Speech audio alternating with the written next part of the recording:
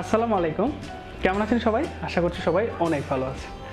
টিকটকে আমাদেরকে একজন কোশ্চেন করেছেন, আচ্ছা কাচের ইংরেজি যদি গ্লাস হয় তাহলে কাচের গ্লাসের ইংরেজি কি? তো আমরা এটার উত্তরই এই ভিডিওতে দিচ্ছি। তো দেখেন, আপনি যদি যে কোনো ইংলিশ টু বেঙ্গলি ডিকশনারিতে সার্চ দেন গ্লাসের বাংলা কি, সেক্ষেত্রে আপনি পাবেন কাচ, অথবা পেতে পারেন গ্যালাস যেটা বাংলা শব্দ, চশমা, পানপাত্র, অর্থাৎ কাচের তৈরি যে কোনো জিনিসকে আমরা গ্লাস বলে সম্বোধন করি। ইংরেজরা গ্লাস বলতে বোঝায় যে কাচের তৈরি যে কোনো একটা জিনিসপত্র, কিন্তু আমাদের এই সাবকন্টিনেন্টে গ্লাস বলতে আপনার এখানে কিন্তু স্টিলের গ্লাস আছে, আরও বিভিন্ন ধরনের গ্লাস আছে। তো সেক্ষেত্রে আপনি যদি স্টিলের গ্লাস বলতে চান সেক্ষেত্রে বলবেন যে স্টিল গ্লাস, অথবা আপনি কাচের গ্লাসকে আলাদাভাবে বলতে চাইলে বলতে পারবেন যে ক্রাইস্টাল গ্লাস।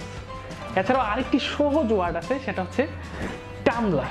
টামলার বলতে আপনি কাচের তৈরি একটি গ্লাসকেই এক্সট্রাভাবে সম্বোধন করতে পারেন। অর্থাৎ এমন কিছু শব্দ আছে যেগুলো অলরেডি প্রচলিত হয়ে গেছে, যেটা আপনি বললেই সবাই বুঝতে পারবে যে এটা একটা গ্লাস।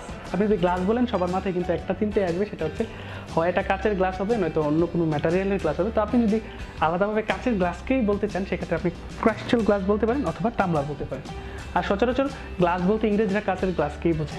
তো আশা করি যে আপনার এই উত্তরটা পেয়েছেন।